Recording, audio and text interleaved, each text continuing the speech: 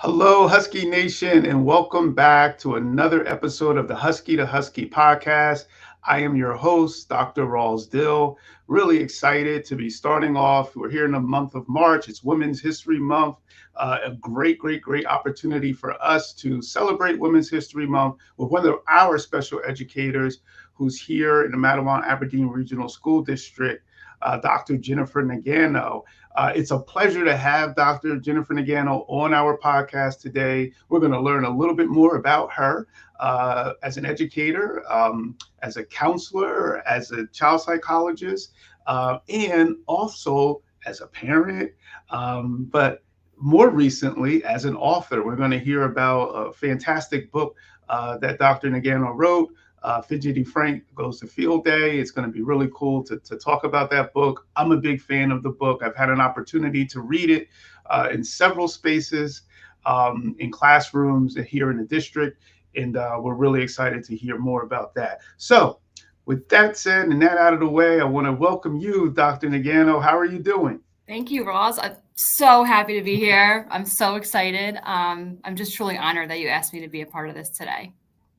Listen, we're more excited than you. I'm more excited than you're even excited to be on here. And asking you to do this, it's funny because I think that I started the conversation with you maybe a year ago, I think, about your book because I was eager to read it to classes. And I think I may have brought up the topic of possibly doing a podcast.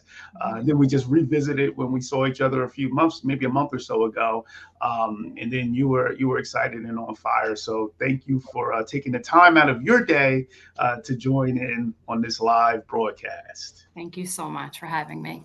So, Dr. Nagano, one of the things that we like to do in the podcast is we like to sort of learn a little bit about, the educators here at Matawan Aberdeen Regional School District. And to do that, we like to kind of go back. So I'm going to ask that if you could go back to your school memories as far back as you can go and tell us a little bit about, where you grew up, what school was like for you, maybe in elementary school, middle school and high school. But, just start off by telling us where you grew up, and what your life was like growing up as a young person. Sure. So I grew up in Monmouth County, Colts Neck, New Jersey. I do have memories of, elementary school through high school. I think a lot in elementary school, I struggled a lot. I had a lot of difficulty reading, even in math. But, many years ago, there really wasn't, a child study team. And so I really have to work hard, and I've always had to work hard up even now to, do what I can do.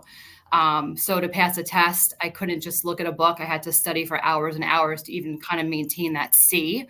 But, growing up, my parents always told me, values number one, family, and then just try your best. So that's kind of what I tell my kids too, not too much pressure, just try your best and surround yourself with, good people.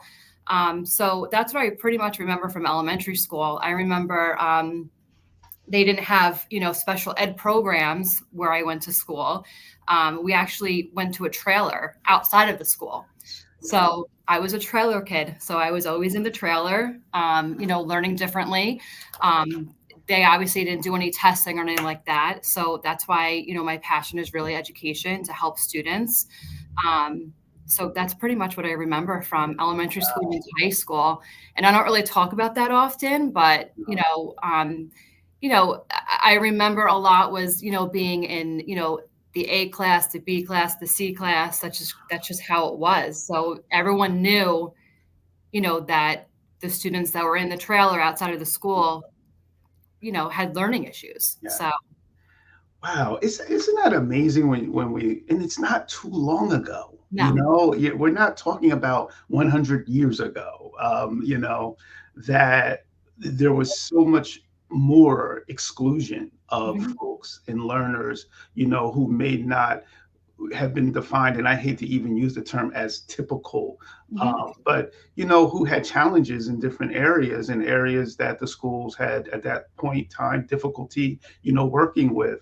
But then the trailers, and I know growing up, we had the same thing. you Mhm. know, and it was like you were pulled from a classroom and then moved to a trailer.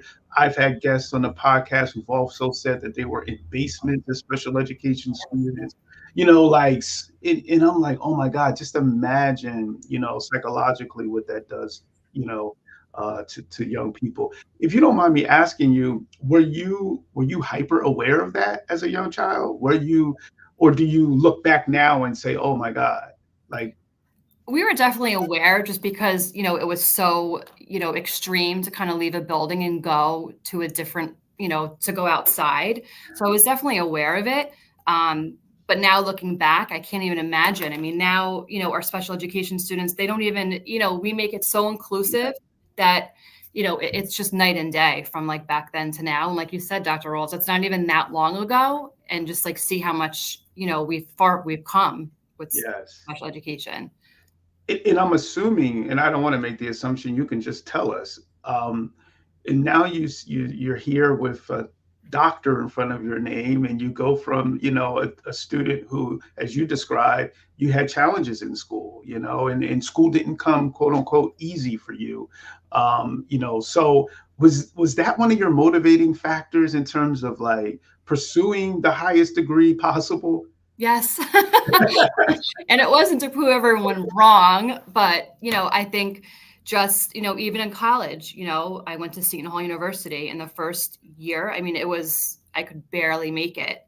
I was taking all the remedial classes and it was really, really difficult to kind of, you know, find the time to study and, all of that. So, but then once I found psychology was when everything changed. So it was probably like my second year, and went from almost failing to finding those classes that I actually loved and wanted to pay attention to. So that definitely had something to do with it to kind of keep going and going. Yeah.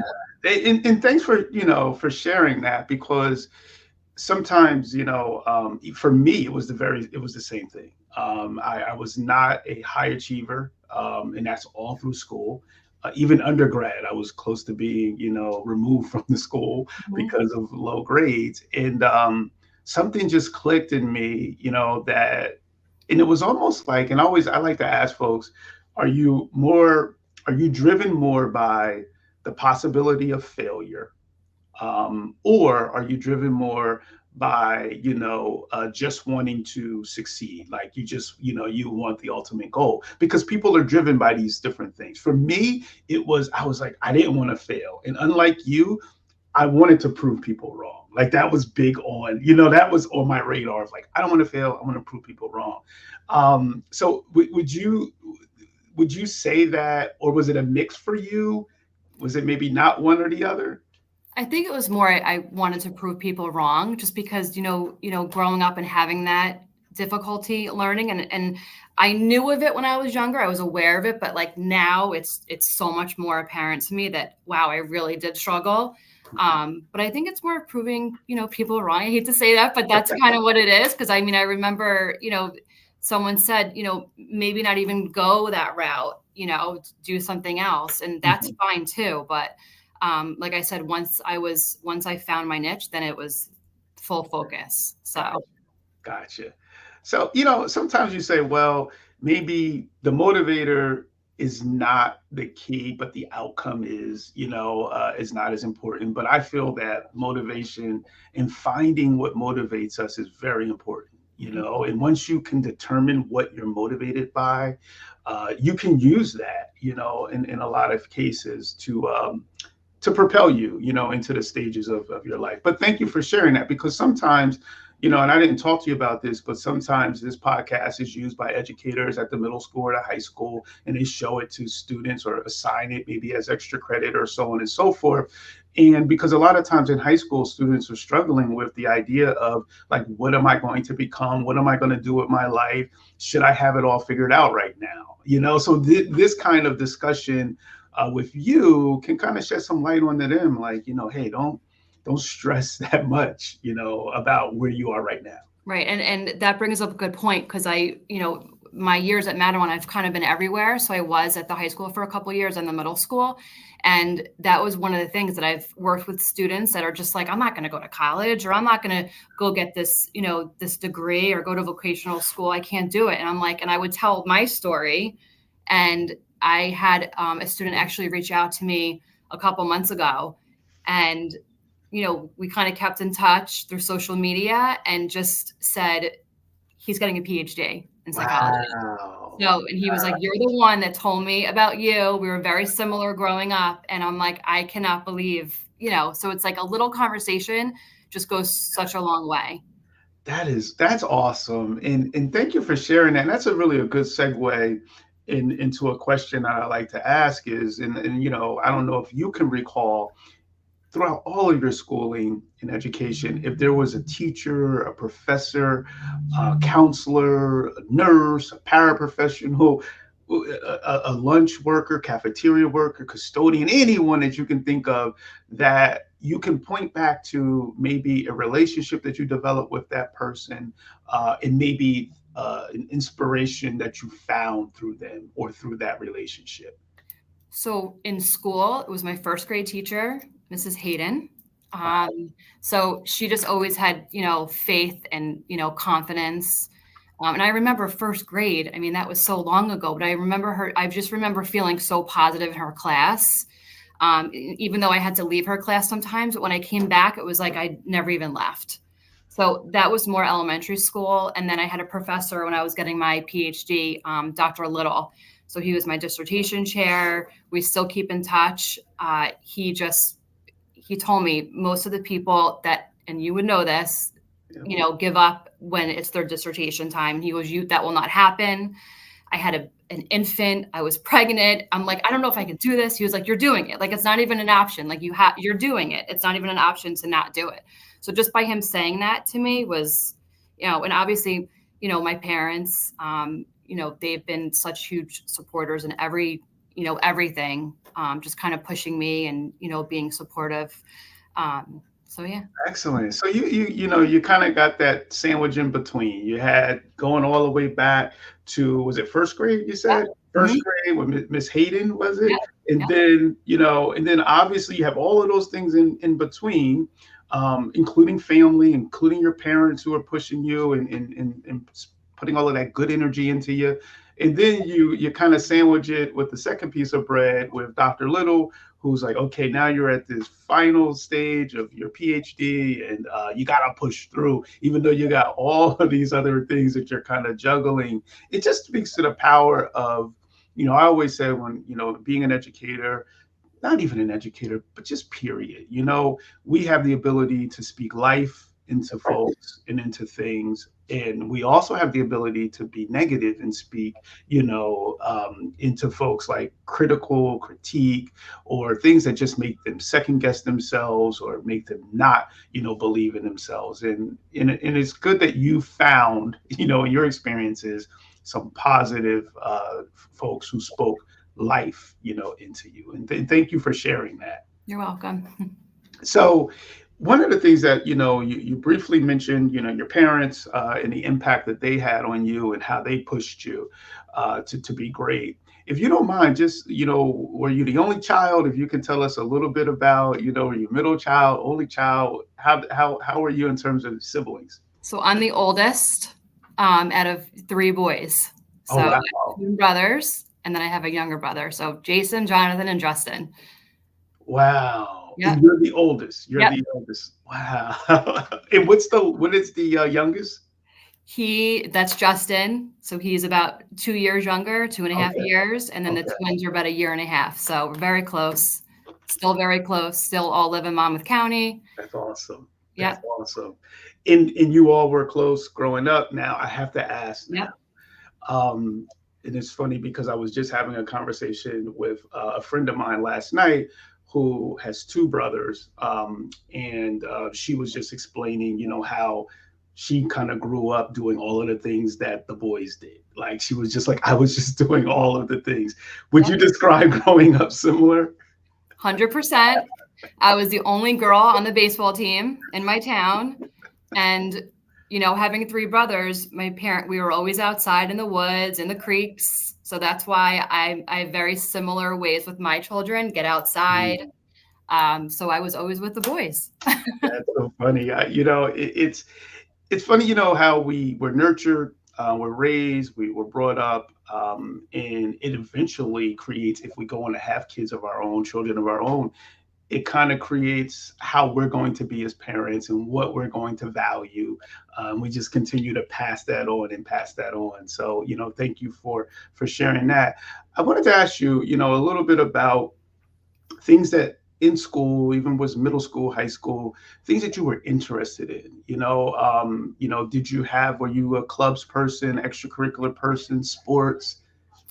I tried to be involved in as with anything that I could. I tried sports. I wasn't really that good, but I still was on a team. I remember, being on a high school soccer team, and my aunts would come down and my parents were always at everything and I would sit the bench the whole time. But I thought it was the greatest thing because I was a part of a team. So it didn't really affect me. I just liked being a part of that. So yeah, I tried to, be a part of everything. Even my children, I, really, push them to be part of everything too. And I think that that's good advice. It's good. It's very good advice for parents. Mhm. It's very good advice for young people.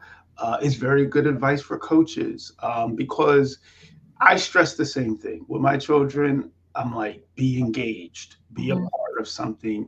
It doesn't mean you're going to be the star of the team or the president of the club or extracurricular activity, but have some type of engagement, in connection, to a team or to a collaborative group. I think that that's really, really important. What would you think if you had to describe some of the value that you took out of being a part of a team? What would it be if you had to explain some of the things?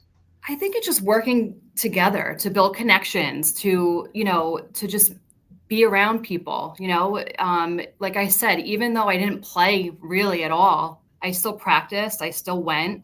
It was just that feeling of being a part of Yeah, something. And it yeah, could be anything. I mean, it doesn't have to be sports. It could be anything just to, and I go back to when I was in college. Like, I'm like, oh, let me just try an intro to psychology class. Let me just try it. And then look at and then I loved it. yes. Trying stuff and, putting yourself out there, being vulnerable, and then seeing if it's something that you really love. You just never know. Awesome. And I like that word you use, vulnerable, and being vulnerable and vulnerability. And it kind of takes me back to how you felt as a student, and you describe that and you explain that and you explain some of the challenges that you had educationally. So you get to high school. In high school, you have a realization, you develop a realization, even though you had some challenges in learning difficulties early in life. Did you know, okay, I'm going to college, I want to go to college? When did that kind of arrive on your radar, like, okay, what am I going to do after these 4 years of high school? I think back then, I think it was just, you did high school and then you went to college. It wasn't that I had to decide. I feel like now I think it's kind of shifting, that there's so many, different things, different avenues that high school kids can take. Yes. So I don't really think I ever had to decide whether I'm going to college. It was, where are you going to college? Okay. Um, yeah. Okay. So let's talk a little bit about that. So you end up at Seton Hall, you said, right? Hmm. Yep. Did you have choices? Or was it like, Seton Hall was going to be, the school? No, I actually was registered at a different school, and then I told my father that I wanted to go somewhere else. And Really? yeah, so, that was like a shocker, because I guess I just went on a tour and I just fell in love with the school. So, I mean, I was already registered. But yeah, I definitely had choices on, where to go. I was very, lucky to have choices. Yeah. Yeah. What stood out about Seton Hall, if you don't mind? I think it was just, it was smaller than a lot of the schools that I went to go see. I just liked that they had a lot of different clubs and, different organizations.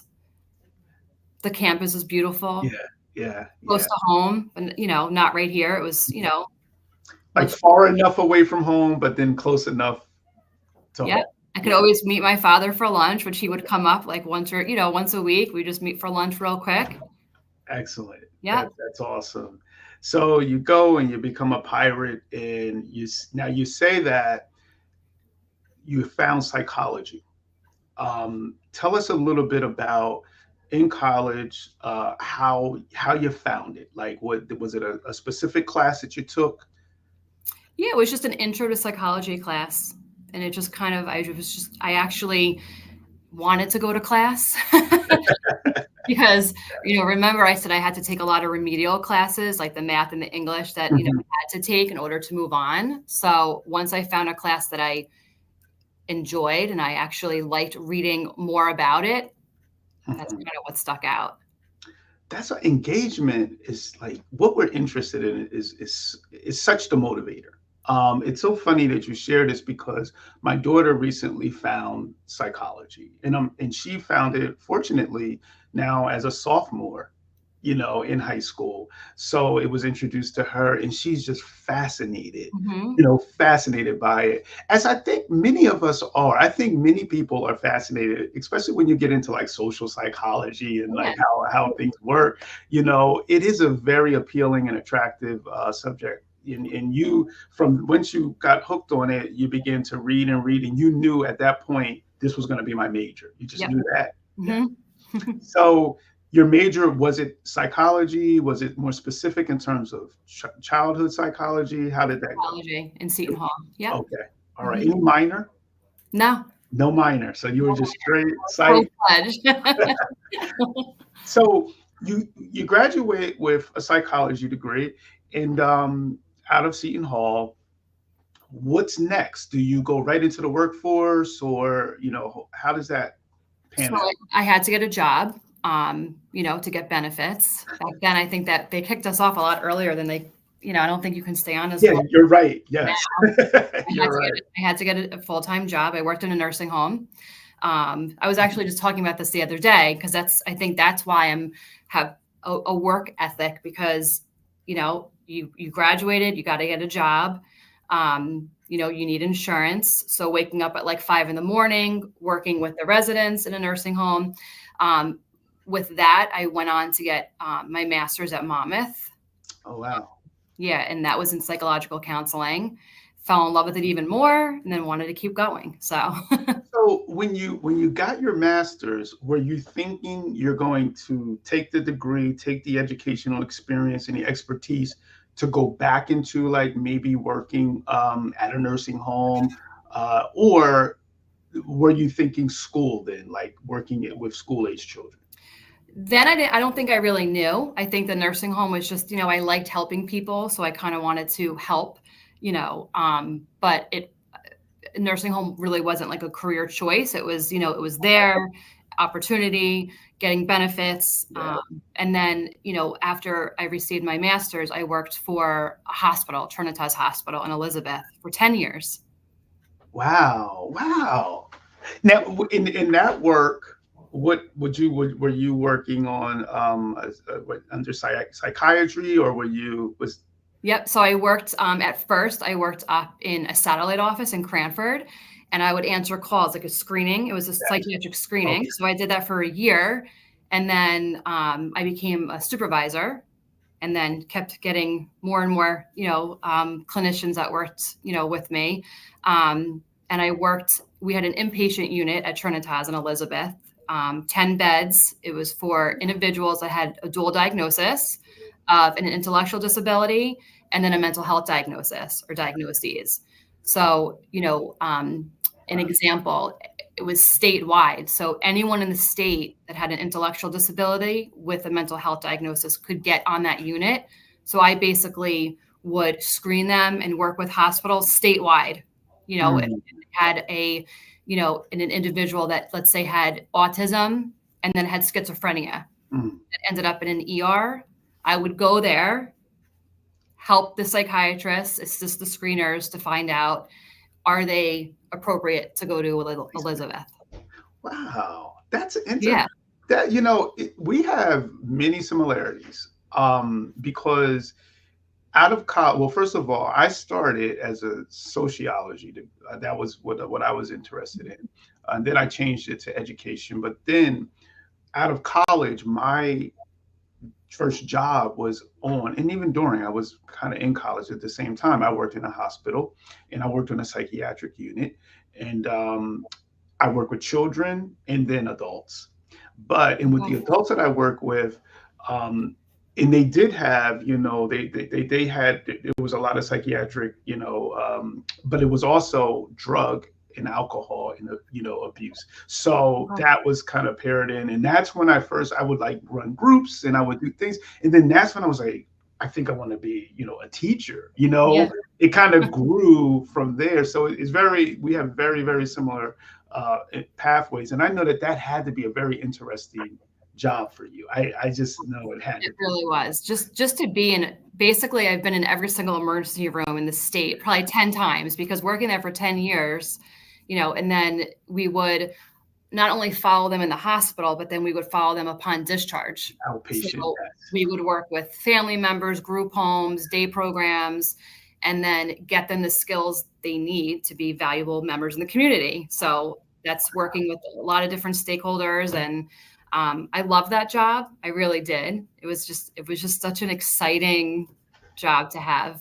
Yeah, it is. I can tell you loved it, and it's a challenging. I know it's challenging. You see a lot, you experience a lot, but it's also some of those moments that I'm sure you experience where you really just felt like you made such a difference for Yeah, someone, right? for Because you sure. just explained like it's like this whole wraparound thing. Like you're with the patient in the pre-screening process, and then you're finding a space for them that will work for them, and then you're also doing like the outpatient part of it, and seeing them leave an inpatient facility. So there has to be at some points that feeling of like, yes, like, No, definitely.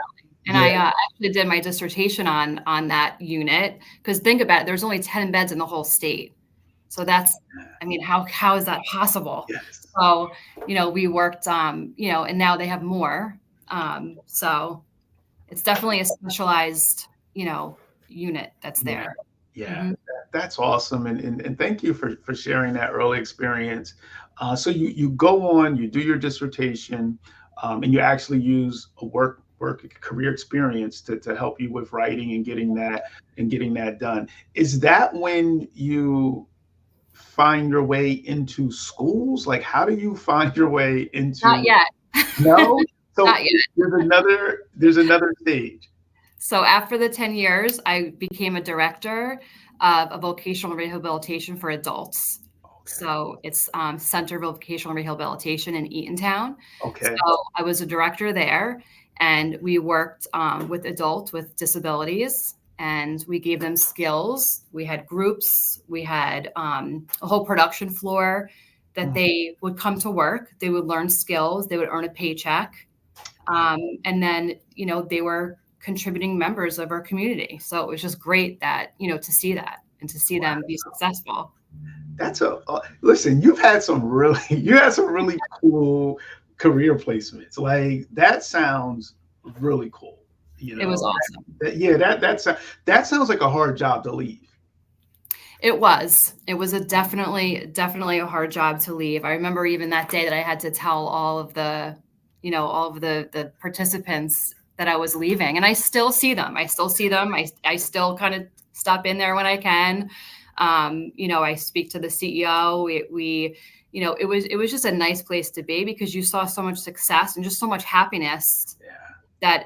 that they're coming in, they're working. And I use that even with students now that, Mm. skills that if, students, would maybe, benefit from that one day. We're still working on that stuff now, those Yes. skills. Yes. Hmm. So all of this is going on now. By this time, do you have a family of your own? So this time I have a newborn, two new. I mean, they're only a year and a half, from each other. So two babies, a stepson who's now 16. Wow. So Wow. So you were juggling a lot of yeah. a lot of. How did you find balance? I don't know. Saying no to a lot of things, and I'm learning. I think I said yes a lot then, but that was kind of one thing. Saying Yeah, no to certain things, and just getting support from family and from friends. yeah. But again, it's a lot. It is, and I always struggle with saying no. And I'm glad that you mentioned that because, I've I've read somewhere no is a complete sentence, and because I think that sometimes even when we say no, we want to have an explanation of, well, because, but sometimes no just needs to be a complete sentence. It Right, just needs to be, I can't do it, right. for your own, for you, so that you Mhm. can survive, Yeah. and thrive. Because naturally, I think many of us want to help folks so much, and we want to contribute to things so much that we say yes to everything. Hmm. Let me ask you this, in terms of your family, your immediate family, what impact would you say your family has had on you, uh, as a person, being a mom, being a wife, but then also professionally? So I absolutely am obsessed with my children. They're just like the love of my life, and of course my husband. But just learning through them too. I mean, I learned so much, just from them, and it gives me motivation. It gives my daughter and my sons, just to see, what I've done, kind of, helping people and even when it's bring your kid to work day, they're proud, it's a really nice thing to see. I've spoke around, really around New Jersey and actually around the world on different podcasts. So it's cool to show them everything and like hard work, that you have to have hard work, you have to have passion, you have to, find things and try things, and that it's okay to fail. Yes, yes, yes. Keep Those are all really good things that young people, that we all need to know, and especially the okay to fail, to try things. And that goes back to even when you talked about joining sports teams, not that you're going to be the star, but you wanted to try something, you wanted to do something different. And I think that those are all important life skills. Now, I wanted to, to find that transition to get into education spaces. Did that come, after, you were in the position for 10 years? So that was after my 5 year being a director. Oh, that was after. Okay. So how did that happen? I just always wanted to be in a school, and I applied. I was never in a school before. I did all my internships, at the hospital and all my practicum experiences. Um, I familiar obviously I have a specialization in school psychology, so I took courses on school psychology, but I feel like you never really know until you're Yeah. in academics. And I got hired, and I fell in love with Madawan. I fell in love with the job of, helping kids, teachers, parents, and it'll be almost 10 years that I'm here. I was gonna say, how long have you been here? So 10 years. So you're going back to like 2014, 2015. 15. Wow, Yeah. that's awesome. So 10 years, and this was because I was gonna say, was this your first school gig? But it was. Yeah. Cool. And you mentioned earlier you were at the high school. That's where I met you when I Hmm. first started back in 2017. You were at the high school. Yeah. So you did the high school, and then from the high school, middle school, and now you're at Lloyd Road. Yes. And I was in the preschool. I started in the preschool, and Okay, then you I got started. moved. Yeah. And then I think with my experiences with adults, then I went to the high school. So Okay. yeah. Oh, that is so cool. And it's funny because I think Lloyd Road has the title in the district in terms of the most guest appearances on the Husky to Husky podcast. I think Lloyd Road staff has the most. I have to go back and count them, but I know as of the last year that was the case. So I have to go back and count. Yeah, it's great here. So Lloyd Road is holding down the Yeah. title right now for most appearances. If you had to, this is a question I like to ask sometimes educators, especially for positions such as your own, right? As a school psychologist, when sometimes my kids, they ask me, well, because they have an idea of school, but then they don't have an idea of like kind of what administrators do. So sometimes they'll say, well, what do you do? Right. Like, if you had to explain to your children at home or to someone who's not in a school setting as an educator, how would you describe your job? So I help all students. Sometimes even like on explaining it to like younger children, I'll say, if a student's sad or if they need extra help, or I always say everyone learns differently. So I help you learn. I help find out your strengths, your weaknesses. I help the teachers teach you. So it's a lot of different things. I help kind of, if a student is having, behavioral issues, why? There's always a why. Yes, yes. Speaking of that why, it takes me to one of the gifts that you have given the world. Outside of your children and outside of your service, one of the gifts that you have given the world is a book that I love and that I've had an opportunity to read to many classrooms across the district here, and suggested it to many of my educator friends and community to go out and get the book and use it, because I think it's brilliantly done, and I think it speaks to young people, and provides us an opportunity to have conversations about differences that you explained, in individuals. Can you talk to us a little bit about, how you came up with the idea of Fidgety Frank Goes to Field Day? If you can share some of, the origin of the idea for the book. Sure. So I told my husband I really want to write a book, and he was 100% supportive, which is great. I'm not an author. I've never did anything like this before. So it was kind of starting from like literally zero. I had no idea. I've always been an advocate for people with any kind of disability. And I see a lot of students, even adults, that have ADHD, and it goes, sometimes they're given like a negative rap. So what I mean by that is, a student is in, let's say, third grade, and can't pay attention, is daydreaming, is impulsive, has maybe a reading disability. Yeah. And sometimes those kids are looked upon as in a negative way, that, oh, they have issues or it's a behavioral problem. But in reality, they have a diagnosis of autism or a specific of ADHD, of a specific learning disability. So I really wanted to advocate for those individuals because, there's a lot of materials on, being inclusive, but a lot of it has to do if someone like looks physically different. Yes. And a lot of times, it's like the negative rap that these individuals get. So I just wanted to kind of, have a book that talks about, Frank's day in school, all of the issues that he has, and then to find and to show people that everyone has strengths. Yes, yes, yes. Even within those perceived quote unquote, weaknesses, Mm-hmm. and it's funny because, and I use the word origin story because I really believe, even when, I used to love comic books growing up. And one of the cool things about comic books is that for me as a reader who was reluctant, they were short. Mm-hmm. They were sort of like exciting and engaging.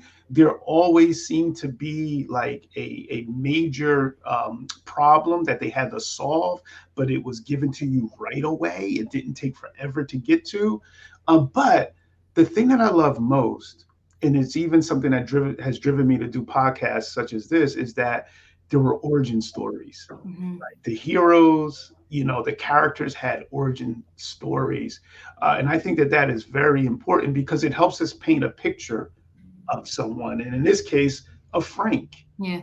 It helps us create a picture of Frank, and him working through ADHD and then the excitement of field day. So how did Frank come about? Are you pulling that from a relationship that you've had or that or was it I just think it's just a bunch of people, a bunch of, kids that I've seen, even adults throughout the years, that they really struggle with, having something like ADHD. And just to show that just be nice to people, be kind. If his stuff is unorganized, if he's not paying attention, just be kind to people. You never know what someone else is going through. So I feel that, that was a huge thing that I wanted to kind of, have the book, talk about. And just by reading it to classes and different schools, kids are like, oh, I kind of feel like that sometimes.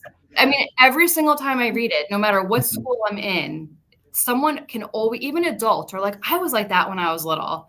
And everyone looked at me as like the bad kid. So, Yes. and they're not. They just learn differently. They need skills. They need certain modifications, accommodations.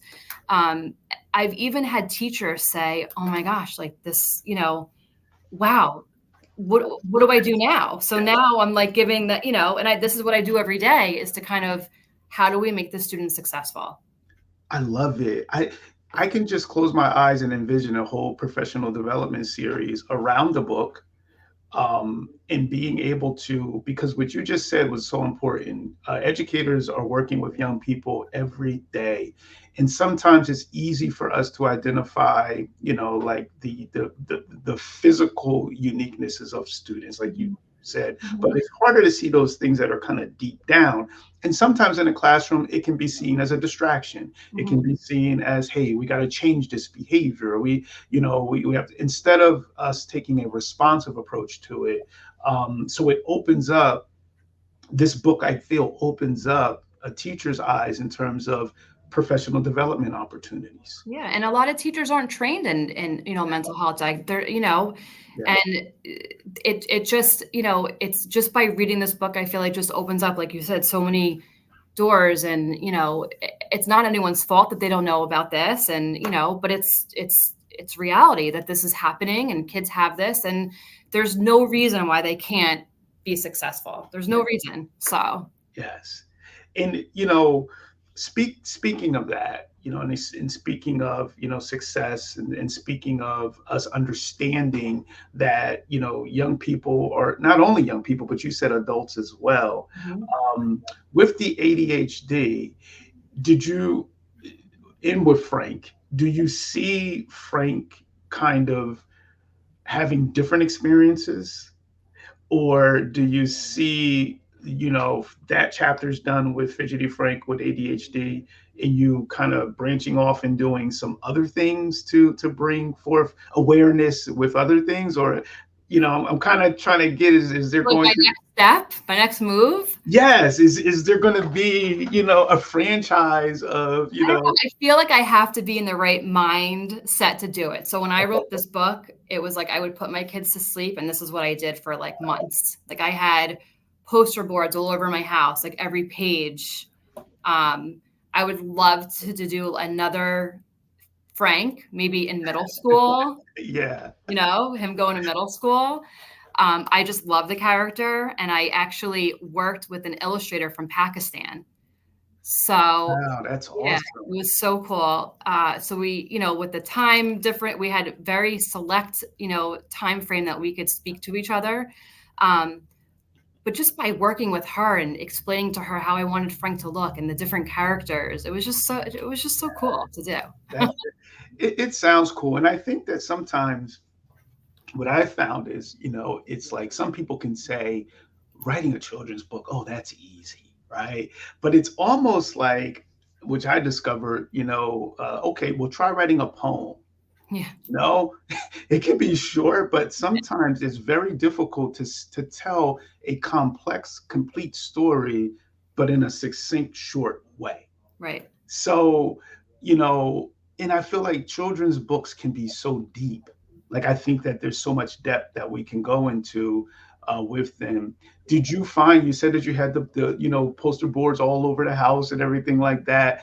Did you find that it was a difficult process to work through? Or was it a labor of love? Like, how would you describe the process of writing a children's book? It was definitely a labor of love because I kept thinking of how many kids. I mean, I'm not trying, that it would help, Yes. an adult. So that was kind of like my mind. Um, but I think the most tedious thing was the formatting of it. Mhm. That's the stuff that you don't think about.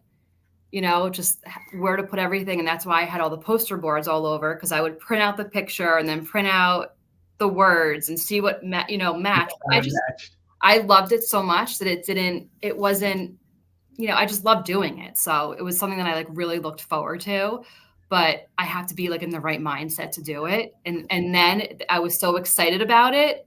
So it'll come again. I'm just waiting for it to come. You're just waiting, yes, for that inspiration. So, all right, listeners, we didn't get, a clear Frank's going to go to middle school, Frank's going to go to high school, Frank's going to go to college, Frank's going to have a job. Listen, Yeah. I'm just trying to, you never know. It can be like a Netflix original coming. I'm just trying to And push and he's so cute. Look at Frey, he's so cute. yeah, how can you not love Frank? And in reading it, you just fall in love with his character, because if you work with young children, or if you have children of your own, you've seen this. Mm-hmm. You've seen it. And then what I loved about it also, Jennifer, is that you had there were characters in the book that came to support Frank. Yep. And they began to see value, in his character, even though he, had some challenges with staying focused. Can you talk to us a little bit about why that was important for you to build that into the book?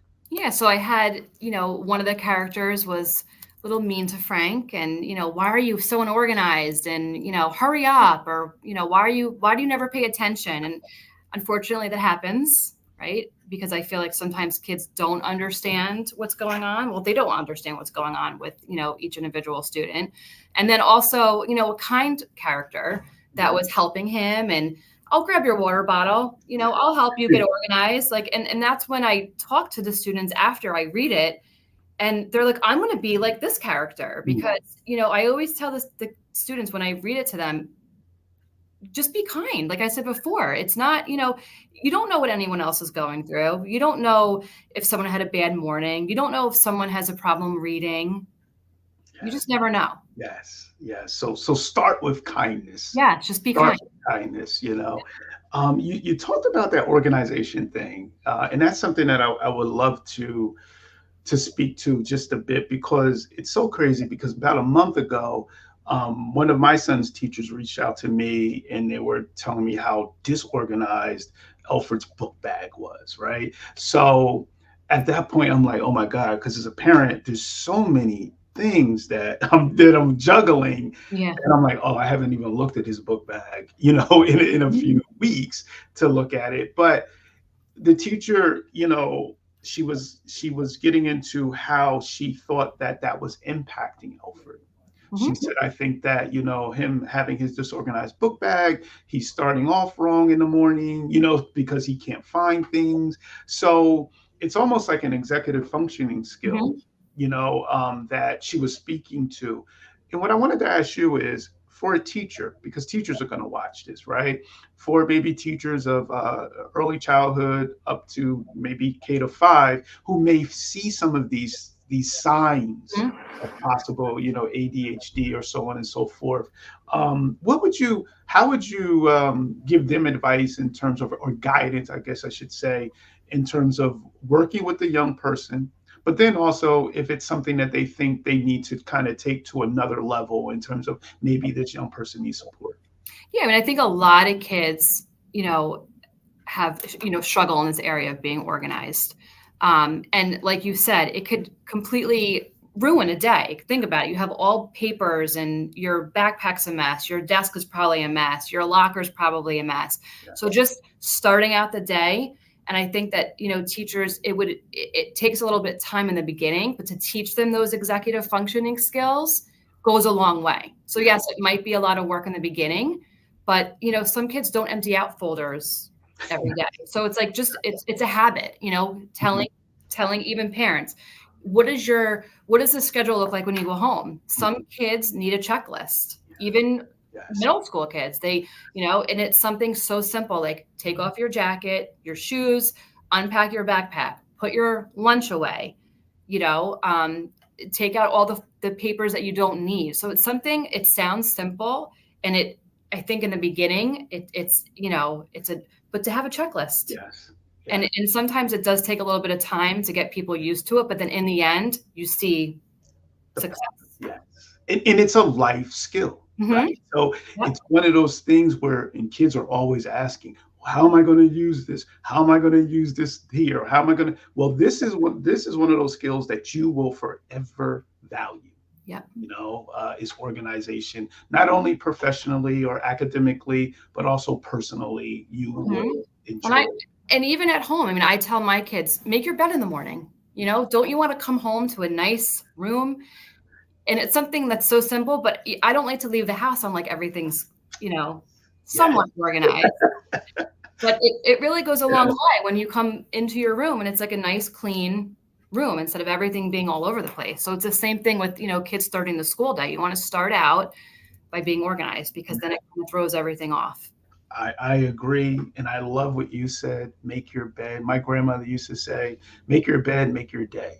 Yep. So it's like one of those things where it's an easy thing to do Yep. and it sets the tone for the rest. It's an accomplishment. Yeah. First thing in the Yeah, morning. exactly. I read a book like that. It's the first thing you have it Yes. checked off, and you come home to a nice room. Yes. So I love that. I love that. Can you tell folks who may be listening and watching now live or later how they can get their hands on your book, Fidgety Frank Goes to Field Day? Sure. So it's on Amazon, Barnes and Noble. Pretty much, if you just Google Fidgety Frank, you pretty much get it anywhere around the world. It's on the Kindle.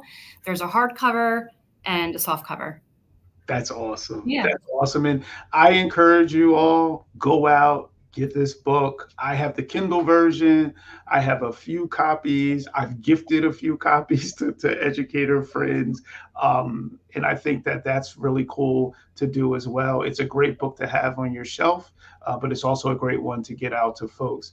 And it's funny, my daughter, she saw it and she was like, "Oh, I love the alliteration." And I said, "Yes." I said, It really is a great title. Thank you. It's Thank really you. yeah, great title. So as we draw to a close, because I know you have a busy day, and we really really appreciate you taking the time this hour out of your day to join us with your story, your origin story, and also some of your labors of love. And we thank you for that. But as we draw close, one of the things, Dr. Nagano, that I love to ask the guests is from on the Husky to Husky podcast is if you could go back to your high school self and give your high school self advice, what advice would that be?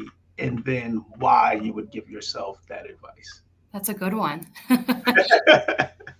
I think just getting involved in high school. You know, stepping outside of your comfort zone, joining clubs, sports, meeting new people. Um, I think I did that all through high school, but it's something that was definitely, beneficial. And I think that anyone, in high school, just to try new things, you know, if someone says you can't do something, just keep trying and trying. It's okay to fail. Love it. Yep. Love it. I think that involvement, and we talked a little bit about this during the show, engagement and involvement and attachment. If there's one thing, and even this is to young people, to parents, if there's one thing you want your child to be when it comes to school, that's engaged. Yep. And if they can get connected to anything outside of the regular school day within the school, if they can connect to something positive in a group that's positive, whether that's an extracurricular activity, whether that's a sport, it helps to bring collaboration.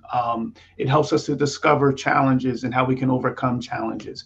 And you know what else it does is it's a time eater. Hmm. It's a time, it is a constructive time eater. Yep. And it gets kids tired. So when they come home, they're just ready to study and then, have family time and go to bed Yeah. and not be distracted by a million other things. Right. And you never know if there's a certain teacher running the groups, you just never know what kind of impact that person's going to have on the child. Very true. Very true. Well, Dr. Nagano, You've been a great guest, as I knew you would be. We've learned a lot about your story. We learned about your family. We learned about some challenges that you've experienced, how you overcame those challenges. We learned what motivates you. We learned about your children. We learned so much, and I'm so we're so thankful. Your career. Those are your career. I mean, I think that it's just very cool, your pathway and trajectory. And we're very fortunate to have you here at Matawan Aberdeen Regional School District. So thank you, thank you, thank you. And thank you for having me on the show, Dr. Rawls. It means a lot. And thank you for everything that you do for the Yeah. district too. Yes. And, you know, that's what we do it for. We do it Mhm. because it's always a great day to be a Husky, right? So Yep. that's what we do it for here in Matawan. We do it for the young people. Obviously, we do it for our community. We do it for staff. And that's what I love. And that's what I value. And anytime that we can highlight some of the great things that our students are doing, some of the great things that our staff are doing, I think we need to take advantage of that. So I want to thank you one final time for sharing your time and your story with us today. And I look forward to seeing you and working, closely with you over at Lloyd Road and continuing. Thank you so much. No problem. And to the Husky Nation, thanks again for joining. And I have to say, I think you are like number one in terms of live viewers. Oh, Like you have like 22 live viewers, which is awesome because, sometimes it's a lower number, but that's, I think, one of the highest numbers that we had. that's So great. another shout out to Lloyd Road for having the most live viewers in the podcast. So thank you, and to the Husky to Husky Podcast Nation. We'll look forward to seeing you next week. We have another special guest, and we're going to have another author, a special guest as an author. So I'll release all of the information for that tomorrow, and we'll see you all next week. Take care.